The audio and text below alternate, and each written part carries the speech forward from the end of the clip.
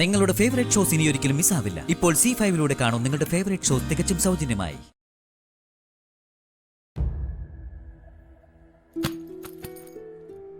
Hello മാഷേ,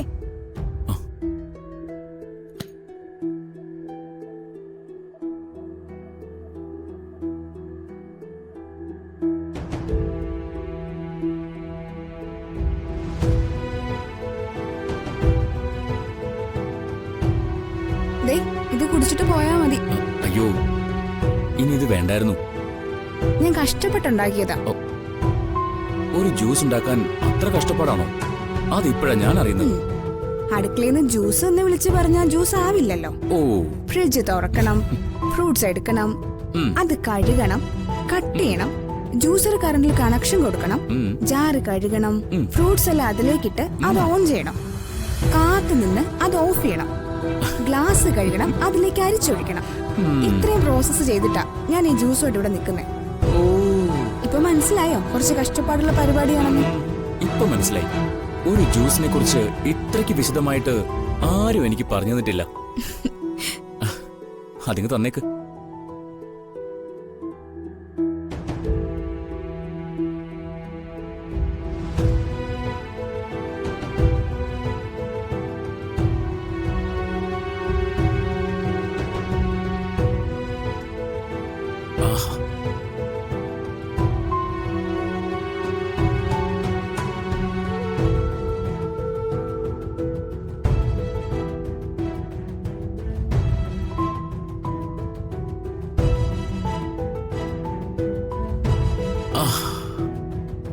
കൊള്ളാം. എന്തായാലും എനിക്കിഷ്ടമായി. ഇഷ്ടാവും, എനിക്കറിയായിരുന്നു ഇഷ്ടാവൂന്ന്. ഞാൻ പറഞ്ഞത് ജ്യൂസിന്റെ കാര്യമല്ല. പിന്നെ അതെന്താന്ന് പിന്നീട് പറയാം. എല്ലാം കൂടി ഒരുമിച്ച് പറഞ്ഞു കഴിഞ്ഞാലേ പിന്നീട് ഇനി ജ്യൂസ് തരുമ്പോ പറയാൻ എന്തെങ്കിലും വേണ്ടേ?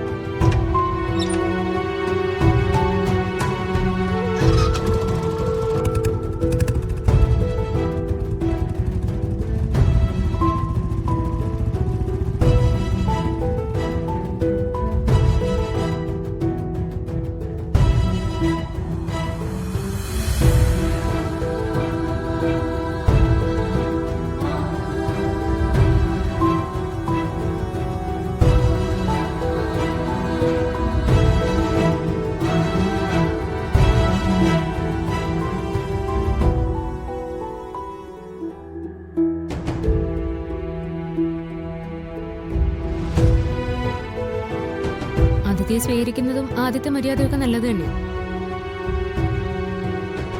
അത് പക്ഷെ വരുന്നവരാരാണെന്നും ഉദ്ദേശം എന്താണെന്നും മനസ്സിലാക്കിയിട്ടേ പാടുള്ളൂ. അല്ല, നീ ചെയ്തത് തെറ്റാണെന്നല്ല ഞാൻ പറഞ്ഞത്. ഇനി തെറ്റ് ചെയ്യരുതെന്ന് ഓർമ്മപ്പെടുത്തിയെന്നേ ഉള്ളൂ. അകത്തേക്ക് പോ.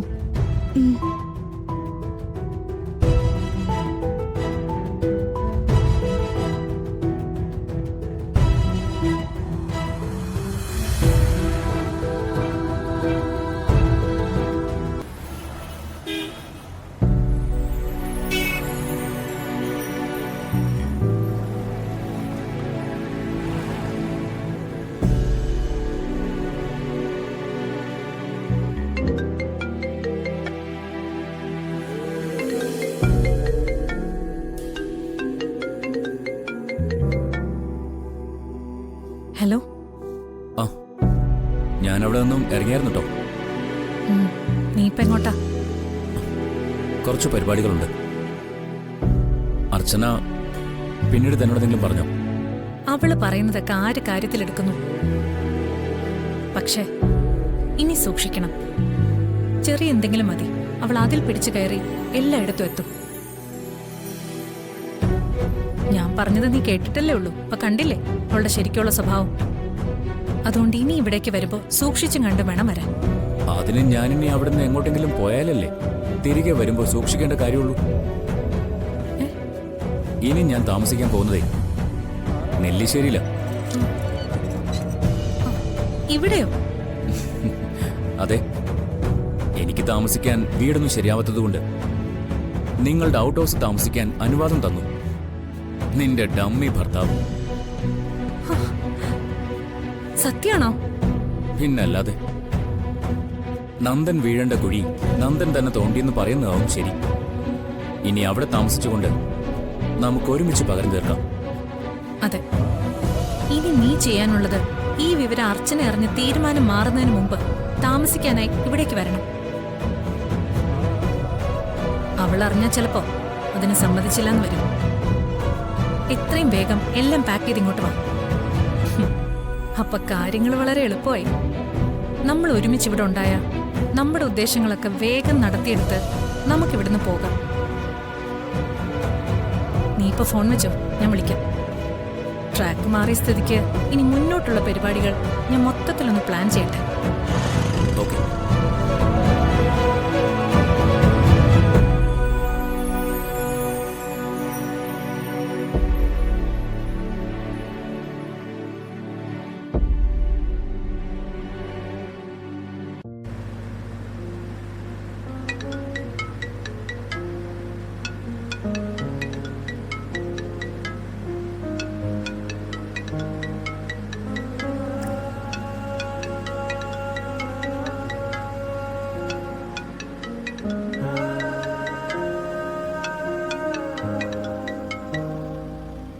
ആ അച്ചു, ഏട്ടാ, ഞാൻ വിളിച്ചതേ ഒരു കാര്യം അറിയാനാ.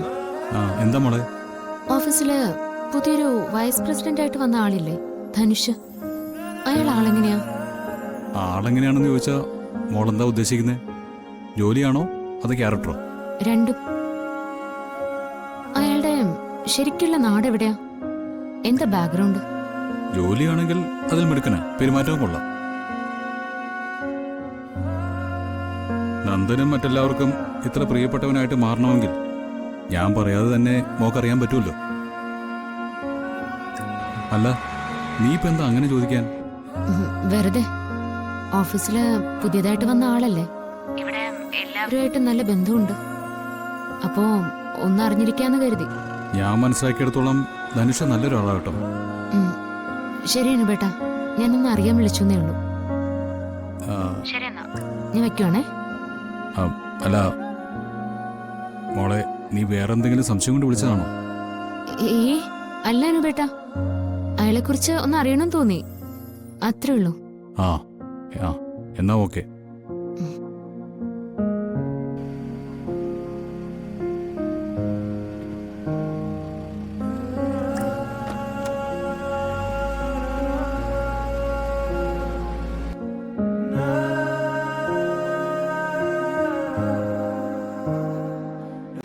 ഡൗൺലോഡ് ചെയ്യൂ C5 ആപ്പ്. കാണൂ എല്ലാ എപ്പിസോഡുകളും സൗജന്യമായി.